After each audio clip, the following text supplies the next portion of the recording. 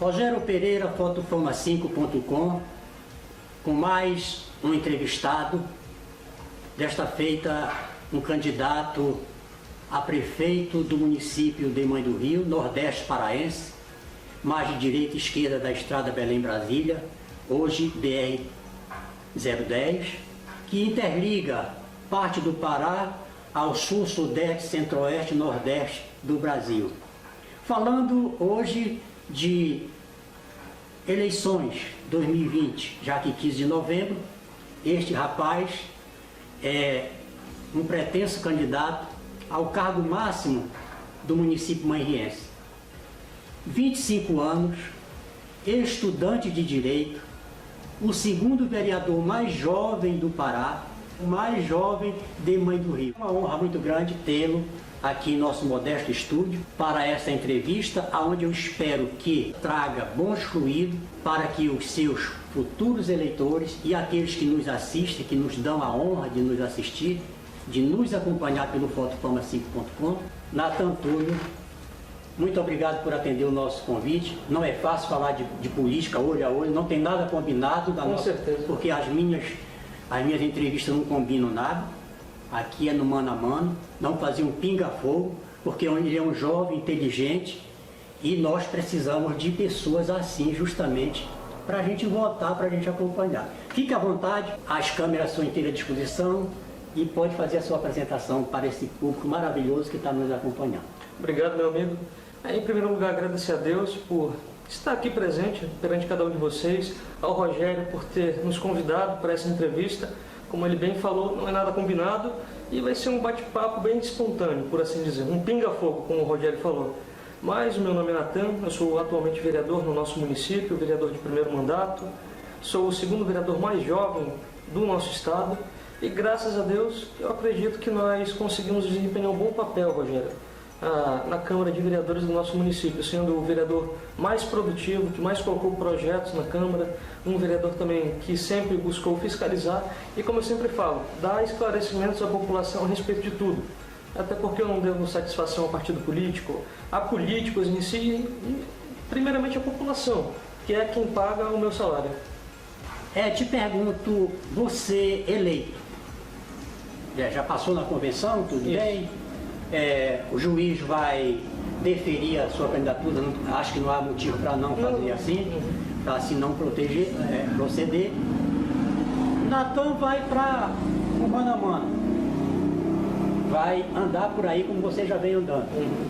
3 coisas que você faria de imediato caso o prefeito venha a ser na educação, nesse ponto chave de qualquer desenvolvimento de um país, de uma nação e de um município. Primeiro ponto, uma reforma completa e uma auditoria na Secretaria de Educação. Uma auditoria para se analisar a questão das contas da Secretaria, onde tudo é gasto, de que forma é gasto, de convênios, enfim, uma análise completa da nossa Secretaria, passar limpo o que tem que ser passado. Segundo ponto, uma reforma na questão administrativa da Secretaria. Hoje em dia nós temos 50 funcionários na Secretaria que pouco fazem, trabalho que 15 funcionários poderiam fazer. Isso dentro da Secretaria, não me refiro a professores, auxiliares, mas sim funcionários da Secretaria de Educação. E terceiro ponto, tratar a educação de uma forma mais séria. Hoje em dia, quando um professor, por exemplo, chega em uma sala de aula, um concursado, por exemplo, ele sequer recebe uma preparação para lidar com os alunos. Às vezes acabou de pegar o diploma e já vai para a sala de aula. E isso é só um exemplo de como a Secretaria de Educação ela trabalha. Não se tem muita organização, então tem que se ter essa organização. Tem que se cobrar metas dos funcionários e do secretário. Pelo menos melhorar os índices de educação no nosso município. Você é eleito prefeito, que é o caso, o que você fará? Três coisas. Porque são muitas, mas vamos, dado o tempo, Sim. 3 coisas prioritárias que você fará de imediato na saúde. Vamos supor, Nathan Túlio toma posse dia 1º de janeiro do ano que vem, aí lá para o dia 5, dia 10, na saúde, o que é que você vai fazer? Bom, primeiro ponto, Rogério, na Secretaria de Saúde. Tem que se fazer uma auditoria também nessa secretaria. Praticamente em todas vai ter que ser feita uma auditoria, mas em especial a Secretaria de Saúde, em relação a algumas obras inacabadas que existem no município. Por exemplo, UBS, que foi fechada há um tempo atrás, UBS que não foi finalizada, hospital que ainda está em construção, está eternamente em construção, hospital aqui no município. Então tem que se fazer uma auditoria em relação a essas obras. Segundo ponto, a capacitação dos nossos profissionais, porque infelizmente os nossos profissionais eles são colocados à frente dos postos de trabalho de qualquer forma. Você vai em posto de saúde, muitas vezes o funcionário ele não recebeu o preparo adequado para lidar com a população, seja na forma de tratar ou na forma de trabalhar. Então tem que se ter a capacitação desses profissionais. E terceiro ponto, nós temos que começar a trabalhar muito na medicina preventiva, porque praticamente esses programas foram abandonados no nosso município. Prevenção a diabetes, pressão alta, enfim, essas mais diversas doenças. Porque quando você trabalha na prevenção, isso já impede que aquele paciente ele chegue até o hospital. Você consegue prevenir que aquela doença atinja aquela pessoa. Isso nas mais diversas doenças que acometem a população. Quando você trabalha na saúde preventiva, você consegue evitar que se sobrecarregue hospitais, consegue evitar que a população fique doente de uma forma mais grave. Prevenir antes para não remediar depois. Exatamente. Para a gente, obviamente, ser um vereador, você tem um cargo político e ser de um partido. Isso. Qual é o seu partido? Fala do teu partido. Bom, o meu partido é o PDT, o 12, é um partido fundado por Leonel Brizola e é um partido de centro-esquerda, Rogério. Porém, em cada estado, ele deixa com os seus filiados, os convencionados, livres para decidir a forma como tratam a política. Por exemplo, aqui no estado do Pará, o PDT já não segue tanto essa matriz ideológica. E é um partido que ele é extremamente democrático. Por exemplo, dentro do PDT, nessas eleições nós temos candidatos a vereadores que são de direita, de esquerda, de centro. Então é um partido muito plural, porque a democracia tem que ser assim, respeitar os diferentes pontos de vista, para que então a gente consiga pegar a melhor ideia de cada lado e construir uma sociedade melhor. Uma coisa muito interessante também no PDT, além dessa liberdade que se tem dentro do partido, porque você não tem essa liberdade em vários outros partidos, seja de esquerda ou de direita. Se você tiver um pensamento contrário à direção do partido, você automaticamente pode ser expulso, pode ser isolado dentro do partido. E no PDT não. Cada um tem o seu espaço respeitado, as suas ideias respeitadas. E também é um partido que você não vê nas manchetes, Rogério, em relação a casos de corrupção. Por exemplo, na Lava Jato. Pegou praticamente todos os partidos, mas não tem um político do PDT envolvido nesse caso que pegou quase todo o Congresso Nacional. Até porque o partido ele tem uma conduta rígida em relação a isso. E em relação a projetos, também é um partido muito bom para se trabalhar. Por exemplo, os projetos de escola em tempo integral. Dentro do PDT, se tem uma excelência nesse tipo de projeto em relação à educação. Porque desde os anos 80, através do partido, através de algumas pessoas como Darcy Ribeiro, Leonel Brizola, se implantou as escolas de tempo integral no Brasil. Primeiro no Rio de Janeiro, depois em alguns estados do sul do país, como por exemplo no Paraná se chama CAIX, lá no Rio de Janeiro se chama CIEPS, que é aquela escola onde a criança passa praticamente, e o jovem, o dia inteiro na escola, recebendo as mais diversas atividades. Se tirando o jovem da criminalidade, se tirando o jovem da rua.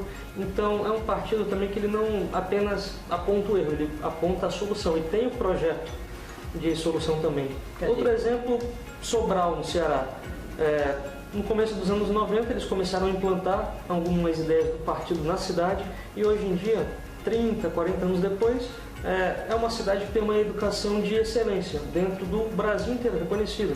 Os alunos de lá têm as melhores notas do Enem, têm os melhores índices de desenvolvimento na educação, e isso através de programas que o partido desenvolveu. Então é exatamente isso que nós temos que procurar na política, não só aquela questão ideológica. Não, eu vou votar nesse partido porque eu gostei dele, ou então porque eu gosto do político que está à frente desse partido. Mas sim procurar aquele partido que tem projetos, tem ideias, mas ideias realistas para a nossa realidade. O famoso PDT do Leonel Brizola, isso, né? Fazendo um pinga-fogozinho aqui, de vez em quando a gente vai não fugir um pouco mas para dar uma dinâmica diferente, uma metodologia diferente, já que nós começamos com educação. Time, a nível nacional. São Paulo. Comida preferida paraense. Comida tacacá. Cor. Azul. Avião, trem ou carro? Carro. Ei, não vou perguntar isso que vocês queriam, a mulher, né? Ele é solteiro. Tu já falaste do partido, da tua legenda, tu já falaste da saúde e agora eu quero que tu fale daquele teu parceiro, daquela pessoa que vai se ladear contigo. Tu já te escolhesse, já foi escolhido o vice, né? Bom, o diálogo com o Walter, ele já vem há quase 2 anos, até porque a gente tem uma forma muito parecida de conduzir a política, de projetos, de se pensar a política de uma maneira geral. Então a gente já vinha dialogando há um bom tempo. Ele ainda era pré-candidato a prefeito na época, eu também, e foi natural essa união. É claro, teve alguns desentendimentos, mas nós retornamos, então ele decidiu nos acompanhar nessa caminhada. E foi uma união que eu achei muito coerente, Rogério, até porque são modos parecidos de se ver a política, como eu já falei, de se pensar a administração pública, de se tratar o dinheiro público. Então eu acho que foi uma união natural. Eu não vejo um outro vice além do Walter, até porque se você conduz a sua política de uma forma, você tem que se rodear de pessoas que pensam da mesma forma, mas não que isso seja uma ditadura, mas no seguinte sentido, de fazer um trabalho parecido. Por exemplo, eu prego uma nova política, então não faria sentido eu me aliar a alguém que tem uma forma totalmente de pensar a política, aquela forma arcaica, aquele coronelismo, aquele voto de curral, aquele tipo de pessoa que vê a máquina pública só como uma oportunidade de ganhar dinheiro. Falando de máquina pública, te pergunto. É uma pergunta que eu faço a todos os entrevistados. Você Sim. não seria uma exceção. Mãe do Rio, a maioria, 90%, talvez até mais, das secretarias funcionam em prédios alugados. Sim. Te pergunto, tu conduzindo o município, tendo a sorte de vir a ser eleito e passa a conduzir o município, a administrar o município, tu vais continuar com essa mesma linha de pensamento? Porque todos os prefeitos, que eu estou aqui dentro do Saraiva, Sim. acompanho do Saraiva até o atual gestor, e a filosofia, a metodologia de trabalho em cima desse, é sempre isso. Tu falaste uma coisa interessante de rebuscar o hospital, a UBS, e eu te pergunto, e o teu olhar, como vai ser voltado para essa questão do aluguel, do famigerado aluguel, que todas a maioria das secretarias funcionam em prédio alugado? Rogério, primeiramente, um prefeito, quando ele assume a prefeitura, ele dificilmente assume um compromisso de construir essas secretarias, porque geralmente já tem aqueles acordos políticos, porque o compadre quer alugar uma casa, um parente quer alugar outra casa, então como resultado eles nunca fazem prédios próprios para as secretarias. Eu já penso de uma maneira totalmente diferente. A partir do primeiro momento que você está ali na prefeitura, tem que se buscar construir sedes próprias para as secretarias, porque, por exemplo, a Secretaria de Meio Ambiente hoje em dia funciona em uma casa, porém a Secretaria de Meio Ambiente é uma secretaria que ela precisa de uma estrutura grande para guardar maquinário, para se ter mudas, para se plantar no município, enfim, se cultivar mudas, além do que se faz na Sagre, para ela ter um canteiro próprio, enfim, precisa de um espaço grande para se desenvolver várias atividades. E hoje em dia funciona em uma casa por acordo político, então tem que se buscar construir uma estrutura adequada para cada secretaria. Por exemplo, a Secretaria de Agricultura, eu já penso em uma forma totalmente diferente, porque também é uma casa, mas, por exemplo, o maquinário da Secretaria de Agricultura você tem que deixar na garagem ou espalhado pelo município, porque não dá para se guardar na própria secretaria.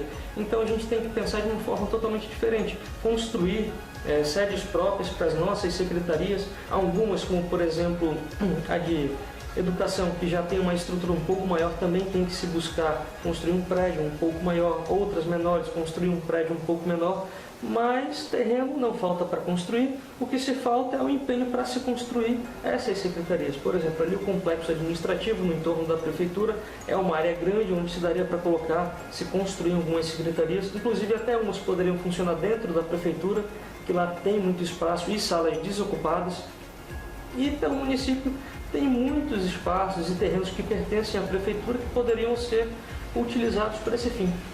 Se economizaria no aluguel e se teria uma coisa própria da prefeitura. Não seja cabeção dizer que política é coisa de ladrão, de pessoas que não estão nem aí com a população. Se você não mudar esse teu pensamento, a coisa vai continuar assim mesmo. Então você deve comparecer às urnas, votar. Falando em votar, quantos eleitores nós temos aqui em Mãe do Rio? Olha, cadastrados um pouco mais de 25 mil.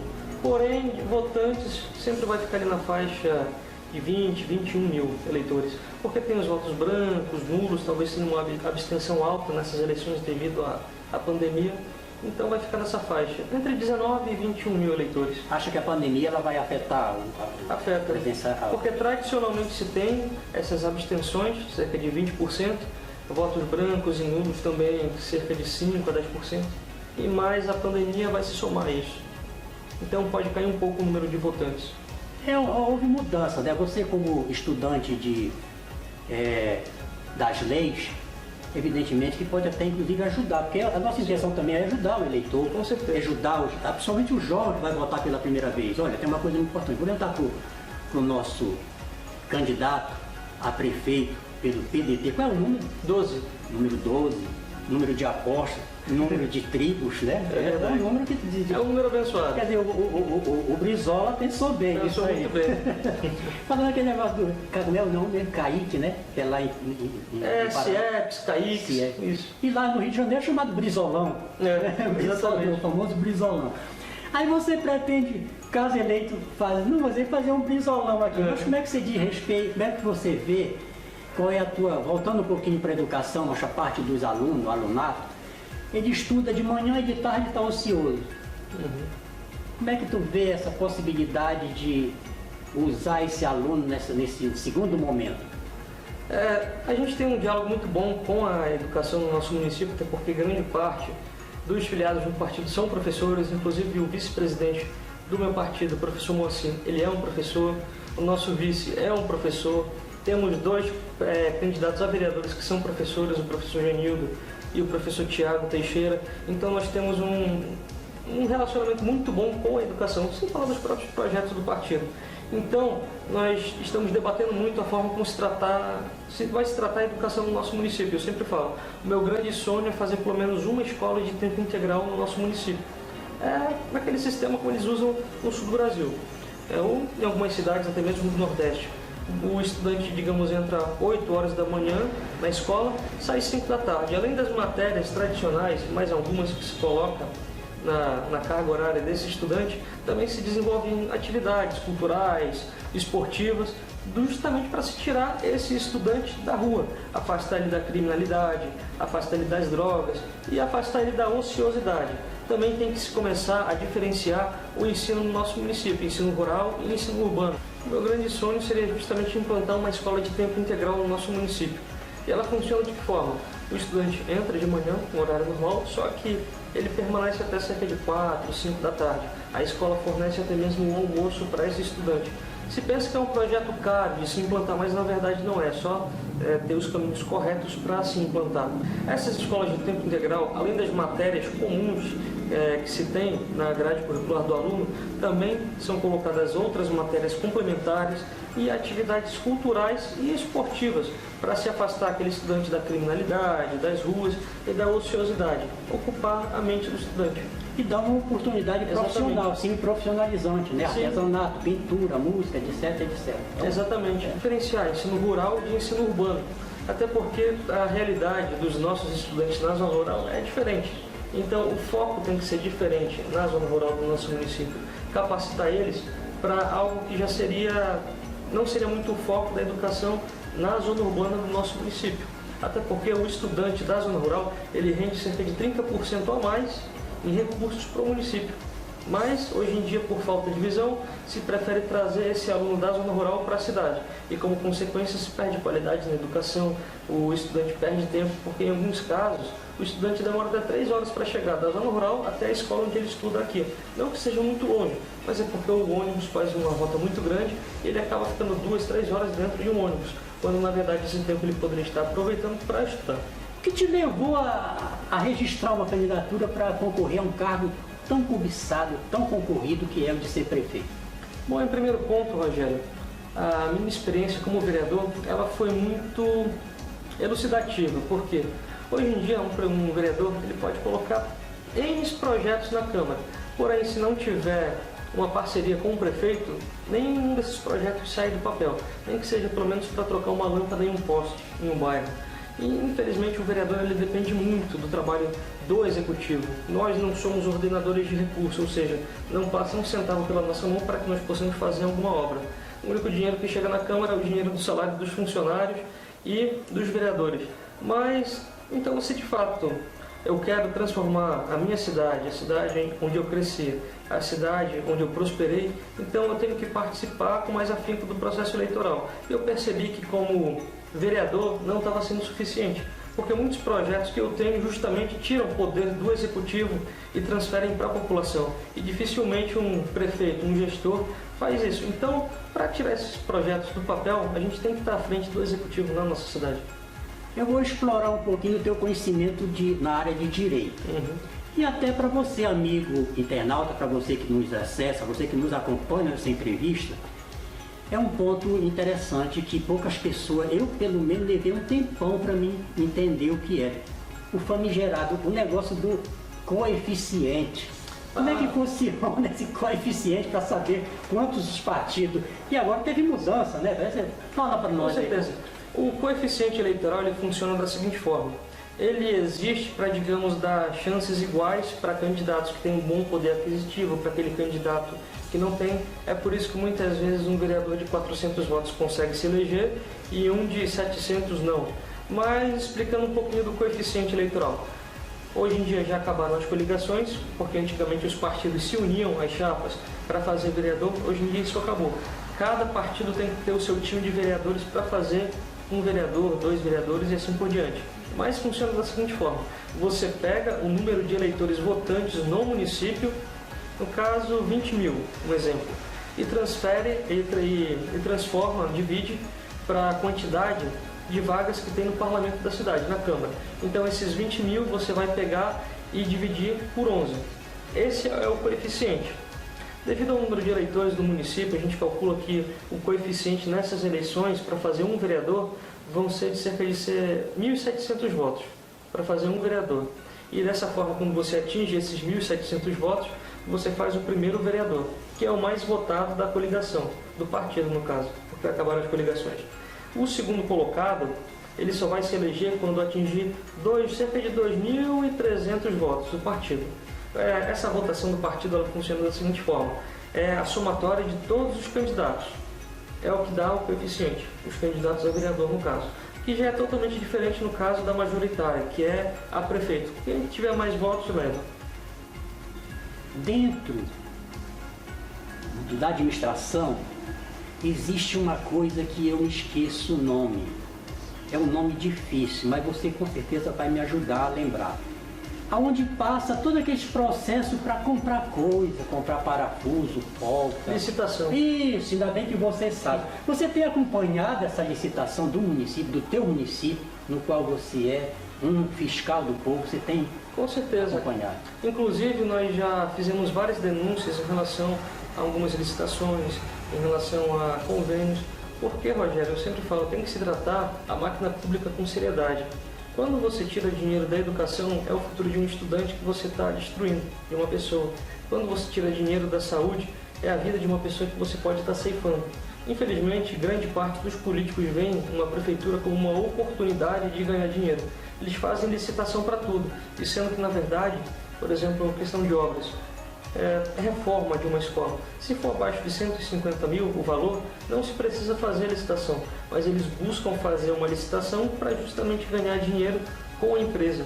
Então, de toda forma, eles tentam achar uma possibilidade de se tirar dinheiro público. Não só os gestores, mas até mesmo funcionários dentro da administração pública. Em relação às licitações, tem que ser tratado com muita seriedade. Tem que se convocar até mesmo a população para acompanhar esses processos. Hoje em dia se faz de uma forma muito obscura, fechada. Você dificilmente sabe quando está tendo uma licitação no município. Não se tem aquela publicidade. E dificilmente a população acompanha esses processos porque justamente não tem conhecimento.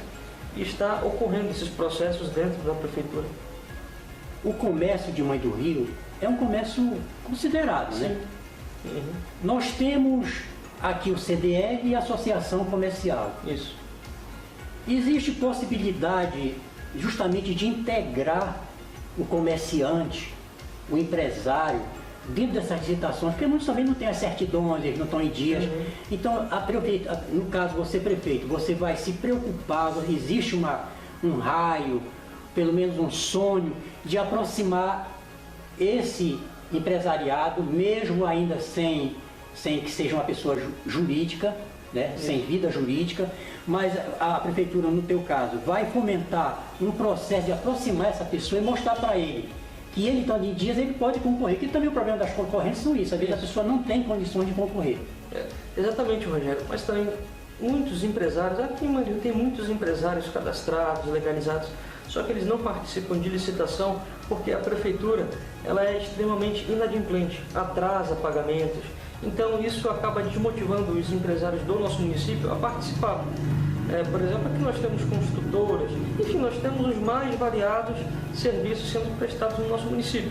Só que os nossos empresários não participam por esse motivo, essa inadimplência da prefeitura. Muitas vezes o empresário demora anos para ter o seu gasto, no caso ele concorre numa licitação, ele gasta dinheiro para fazer uma obra, mas a prefeitura às vezes não repassa esse valor, atrasa pagamentos, e isso acaba desmotivando os empresários do nosso município a participar.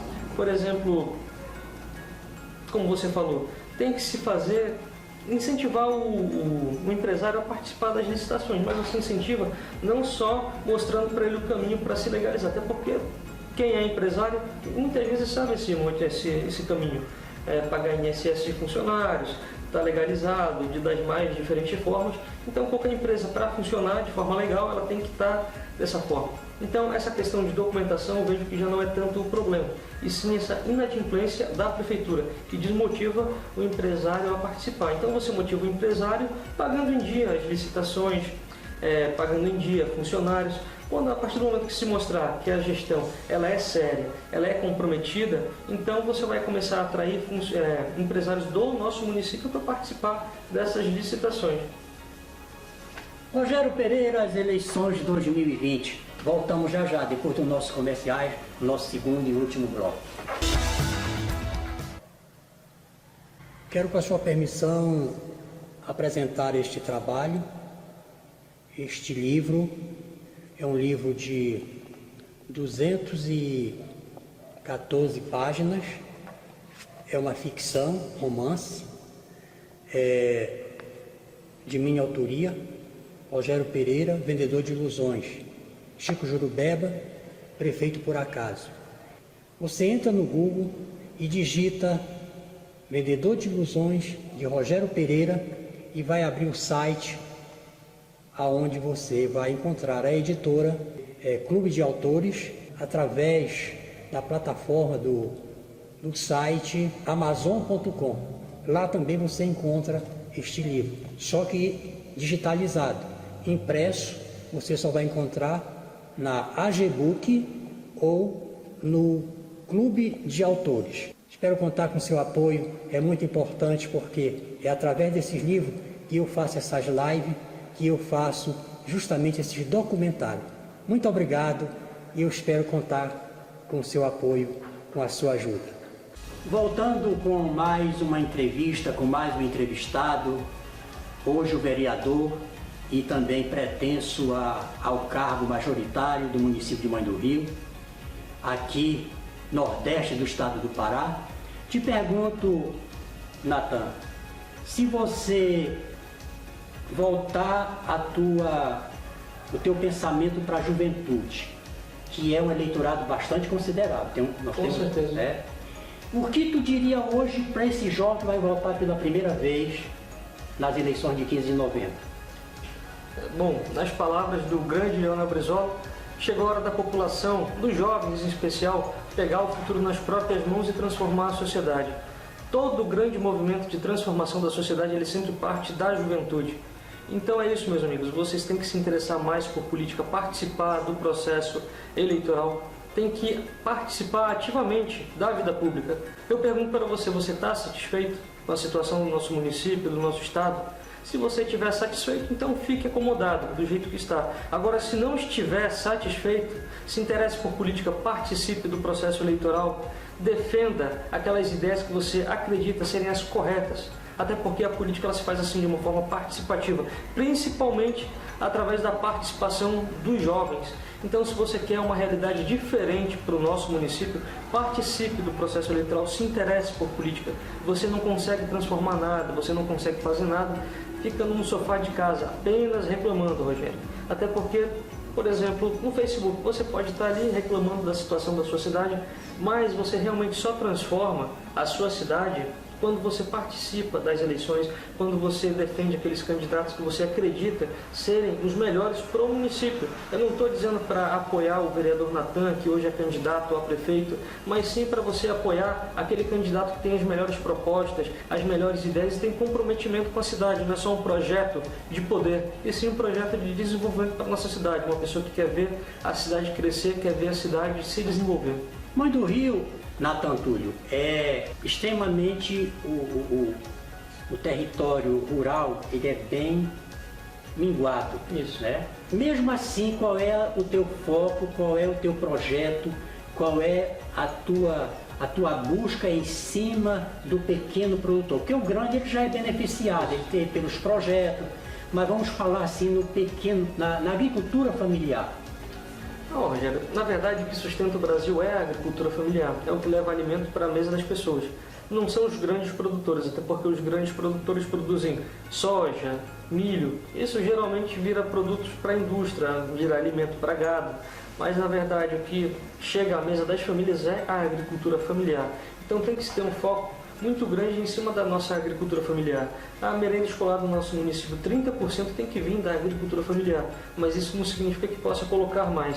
O nosso plano para a agricultura na nossa cidade é reavivar, por exemplo, a cooperativa que tem ali na região da Ponte Nova, para englobar toda a zona rural do nosso município.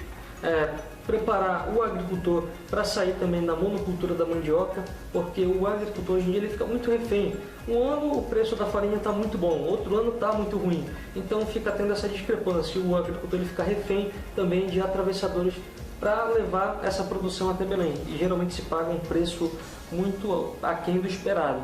Então tem que se preparar o agricultor, reativar essa cooperativa para que ela trabalhe em toda a zona rural do nosso município, para que então ela comece a fornecer merenda de forma efetiva para as nossas escolas. A partir do momento que você tem uma organização dessa bem estruturada, você consegue vender alimentos até mesmo para as redes de supermercados em Belém. Por exemplo, o Líder, ele tem uma seção só de produtos regionais em muitos supermercados dele.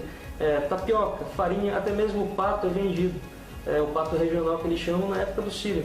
Então, na verdade, se você tiver uma organização dentro da agricultura do nosso município, mesmo sendo pequeno territorialmente, você consegue transformar e muito a vida da população da nossa cidade, principalmente da zona rural. Porque a partir do momento que a zona rural está produzindo, prosperando, automaticamente isso se reflete para a economia do núcleo urbano do município. Até porque o agricultor, quando ele tem o seu dinheiro, quando ele plantou e colheu, ele vem gastar na cidade, vem comprar adubo, semente aqui, roupas para os filhos, enfim, os mais diferentes produtos. Então, quando a agricultura vai bem, automaticamente a economia do município vai bem também. Então, esse é o nosso plano, reestruturar essa cooperativa que existe hoje na Ponte Nova, englobar ela para toda a zona rural do município, fazer com que o agricultor saia da monocultura da mandioca, comece a trabalhar, por exemplo, um projeto que em Tomiaçu que eu pretendo trazer para cá, que são as agroflorestas.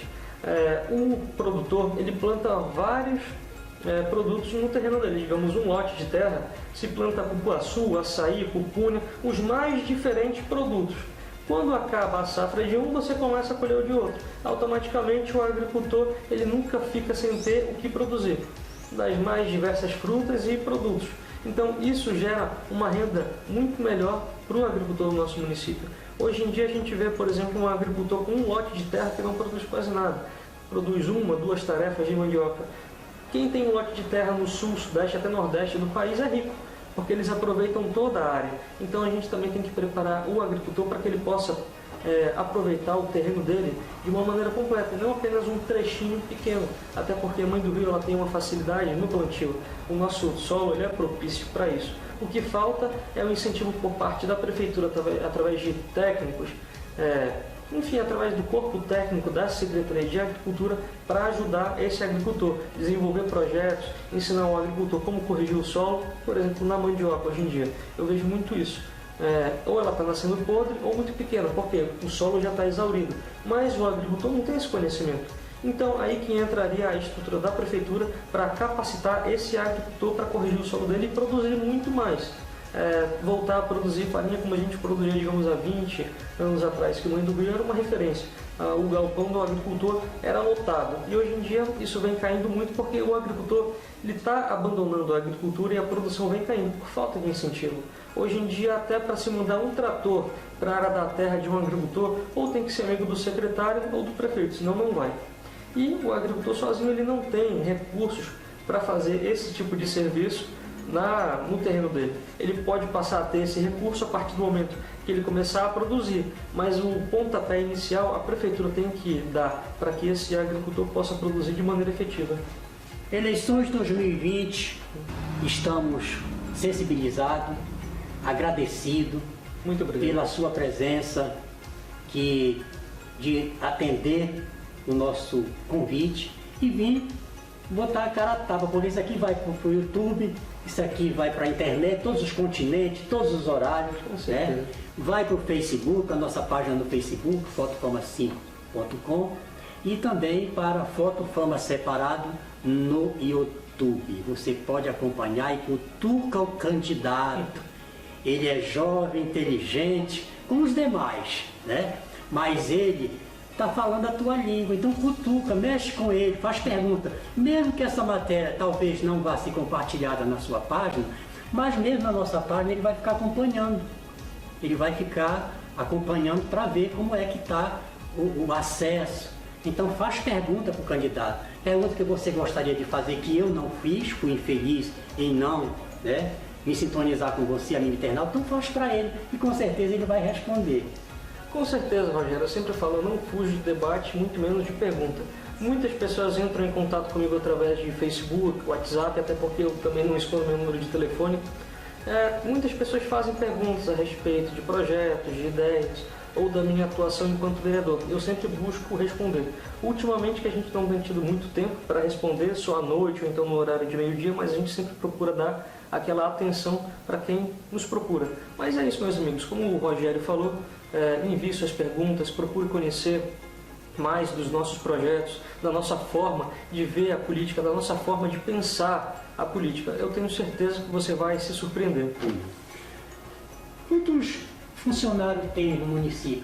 Dá para dizer mais ou menos para isso, o aproximado, que o número realmente eu não sei se seria possível.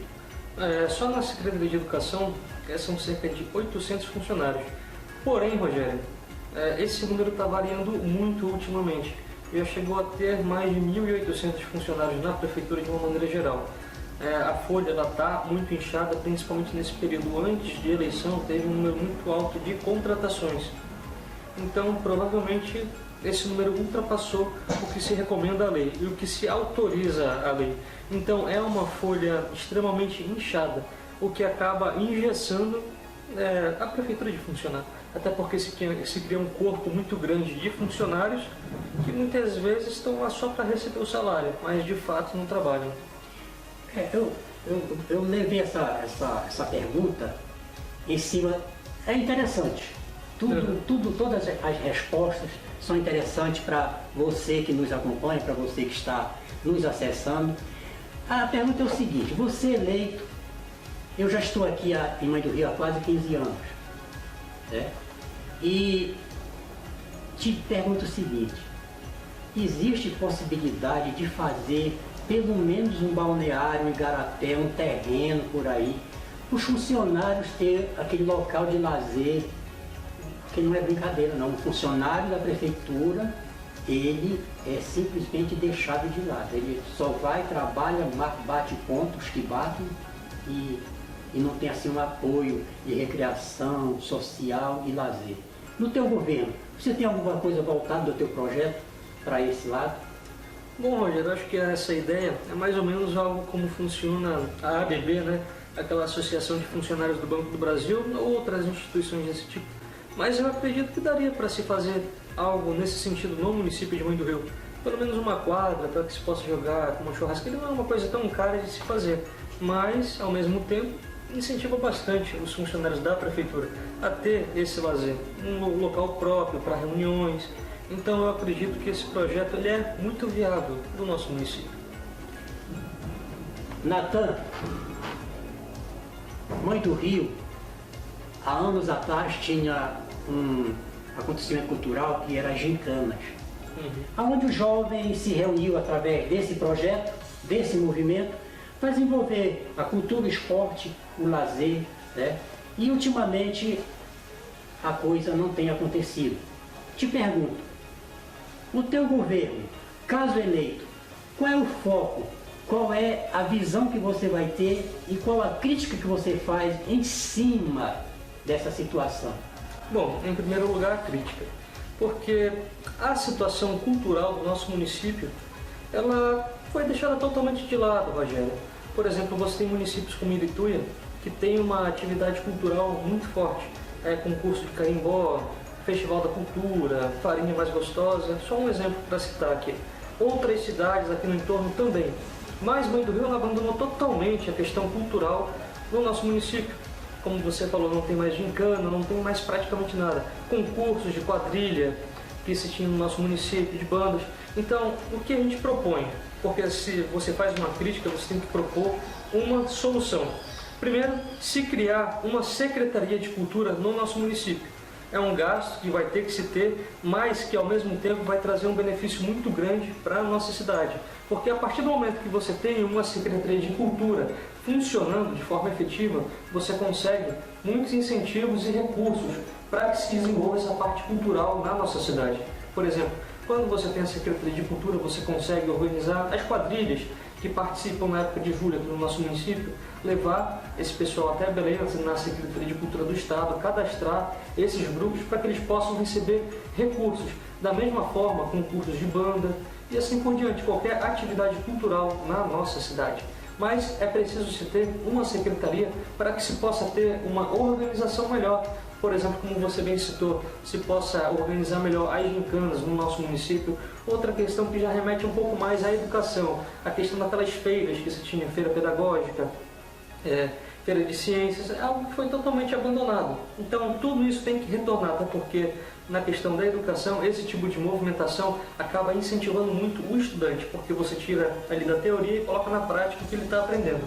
Mas voltando para a cultura, então esse é o nosso foco, esse é o nosso objetivo. E também que o secretário de cultura seja alguém da área, alguém que conheça muito bem esse meio, não ser uma indicação política, porque geralmente indicação política em secretaria, ela não é muito efetiva, geralmente acaba em uma péssima administração. Então tem que ser alguém da área, que conheça a realidade das pessoas que trabalham na questão cultural da nossa cidade. Eu também já penso, Rogério, em criar uma Casa da Cultura no nosso município, um espaço voltado para atividades culturais. Não é um projeto caro de se implantar, algo em torno de 150 a 200 mil reais, porque tem que ter um ambiente, não é só alugar uma casa ou fazer uma casa, é ter um ambiente próprio também para se desenvolver atividades culturais. O pessoal que faz capoeira tem um local para desempenhar essa atividade, o pessoal que faz karatê também tem um local para desempenhar essa atividade, quem faz parte de grupos de teatro ter um local ali para que eles possam treinar, ensaiar, enfim, oferecer um auxílio de uma maneira geral para a questão cultural no nosso município. E outras ideias também que a Prefeitura ela pode colocar em prática, por exemplo, rádios comunitárias nas comunidades da zona rural, até mesmo um canal de televisão comunitário voltado para a cidade, até porque nós temos uma repetidora aqui pertencente à Prefeitura. Então dá para se fazer um canal voltado para esse tipo de trabalho aqui no nosso município, para que se entreviste, por exemplo, pessoas da história do nosso município, políticos, enfim, ter aquele contato maior da população com essas atividades culturais no nosso município. Eu estava pesquisando, Rogério, em relação a um canal de televisão. Eu tenho um tio que trabalhou muitos anos como técnico na TV Cultura. Ele me falou que os custos para fazer um canal desse tipo em Mãe do Rio é de cerca de 200 a 300 mil reais. Antigamente era mais barato, mas hoje em dia, como o sinal é digital, então já se torna um pouco mais caro. Mas com 300 mil reais você consegue montar um canal de televisão comunitário da Prefeitura para funcionar aqui na nossa cidade. transmitir eventos esportivos na nossa cidade, jogos de futebol, vôlei, basquete ou as mais diversas atividades culturais no nosso município. Fotofamacico.com, Rogério Pereira com mais um entrevistado. No nosso momento, só me resta agradecer a presença, não me canso de agradecer porque é muito salutar, é muito gostoso a gente ter um papo cabeça, que as oportunidades são bastante remotas, mas quando acontece, e mais uma vez quero te agradecer, tenho certeza que os nossos seguidores, aqueles que vão nos acessar também, porque foi bastante esclarecedor. E se não for esclarecedor, se você tem alguma dúvida do que o assunto aqui abordado, discutido, debatido, você faz a pergunta, cutuca o candidato, cutuca o entrevistado. Meu dileto amigo, vereador, pretenso candidato ao cargo majoritário do nosso município, te desejo sorte, sucesso, que seja uma campanha limpa, uma campanha voltada justamente, como você falou muito bem, frisou no início da nossa entrevista, uma campanha voltada para o interesse da população, né? Que o debate seja um debate cabeça, um debate justo e em benefício, em prol da comunidade, do desenvolvimento, principalmente dessa terra tão abençoada, que é mãe do Rio, que é uma cidade que a gente se sente bem e se sente muito à vontade, porque tem um povo hospitaleiro, um povo acolhedor, é uma cidade mãe. Nossa câmera à sua inteira disposição para suas considerações finais, se caso você queira fazer. Novamente agradecer a Deus pela oportunidade de estar aqui, agradecer a você, Rogério, por ter nos convidado a participar desse bate-papo, que eu acredito que foi muito elucidativo para a população da nossa cidade, até porque a política a gente faz dessa forma participativa, não só eu falando, mas também escutando a população, porque muitas vezes eu posso ter um projeto, mas a população tem uma ideia diferente e ela pode me ajudar a desenvolver melhor esse projeto, então é muito importante que se tenha esse diálogo. Mas, meus amigos, nessas eleições eu convido vocês a analisarem o cenário eleitoral do nosso município. Você está satisfeito com a situação da nossa cidade? Você está satisfeito com a forma como a política é conduzida no nosso município? Analise muito bem os candidatos, analise muito bem as propostas, para que então você possa tomar uma decisão. O seu voto é algo extremamente importante, você consegue mudar a sua realidade através do seu voto. E por mais que você pense, é apenas um voto, mas na verdade, Rogério, um voto define uma eleição. E nós já vimos isso acontecer até mesmo aqui no município de Mãe do Rio. Então, meus amigos, tomem o futuro de vocês nas próprias mãos, participem do processo eleitoral, se interessem, perguntem para os candidatos o que eles pretendem fazer, perguntem para os candidatos como eles veem a política, até porque a gente só consegue transformar a nossa sociedade de uma maneira efetiva quando você participa do processo eleitoral. Não venda o seu voto, não troque o seu voto por carrada de pissarra, não troque o seu voto por dinheiro, porque a partir do momento que o político está ali dando um certo valor para você em troca do seu voto, o compromisso dele acabou ali. Então você não vai poder reclamar de uma saúde ruim no município, da sua rua que está esburacada, da escola do seu filho que não tem merenda escolar, até porque você teve a oportunidade de mudar, mas não aproveitou. Então tenha muito cuidado com o seu voto, não se deixe enganar por falsas promessas, não se deixe enganar por obras eleitoreiras que aparecem apenas no final do mandato. Analise muito bem cada candidato e a índole de cada pessoa, o grupo que acompanha esse candidato, porque o grupo que acompanha o candidato é aquele que vai estar com ele ali na prefeitura. Então são pessoas boas, são pessoas que vão ajudar a transformar o nosso município, são pessoas que vão ajudar a fazer uma administração de excelência. Então essas são as minhas considerações, Rogério, é o meu pedido à população, vote de forma consciente. Não estamos usando máscara, mas nós estamos respeitando uma distância razoável. Mesmo assim, nós estamos usando, como você também deve usar, o álcool em gel ou 70. Então, gente, o procedimento é mais ou menos esse.